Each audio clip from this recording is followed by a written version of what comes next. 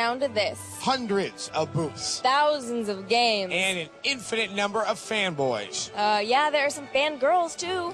Yeah, but in the end, there can only be one best game of E3 05. Last year, we picked Resident Evil 4, and guess what? Turned out we were right. A year later, RE4 is still our favorite game of 05. So, what made the cut this year? Wouldn't you like to know? The nominees for Best Game of E3 05 are... Cameo Elements of Power. This fairy princess can morph into marvelously destructive monsters and deal with a mind-bending number of enemies on screen at once.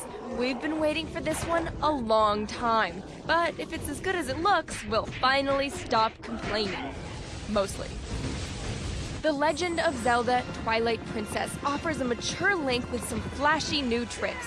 People have been waiting for Link to start swinging his sword and kicking some ass on horseback since it was shown at last year's E3.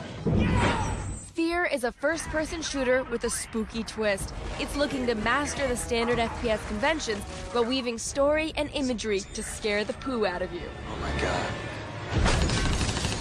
In Okami, you must restore color to the world in Capcom's stunning calligraphy battle game. Defeat enemies with a stroke of the brush, bring beauty back into the world with an artistic flourish.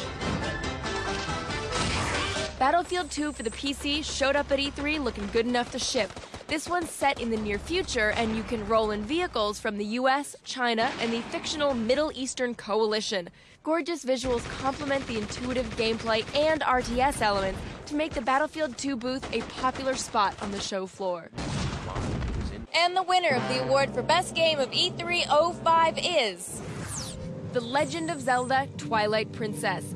Fanboy favorite Zelda made a huge impression at E3 05 with its older look and darker twist. Link seems to run into a touch of bad luck, and you will spend some time transformed into a grisly-looking werewolf, which is just about as much facial hair as you'll ever see on our pubescent hero. The basic combat is similar to Wind Waker, but instead of a boat, we have our trusty steed to speed us to our adventures. Battling on horseback looks to be addictive and challenging, and a welcome addition to the series. Animals are a large part of Twilight Princess, with each dungeon being themed with a different animal to help you on your way.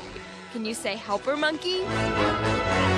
Such innovation layered on a beloved franchise with a rabid following makes The Legend of Zelda Twilight Princess the best game of E3 2005.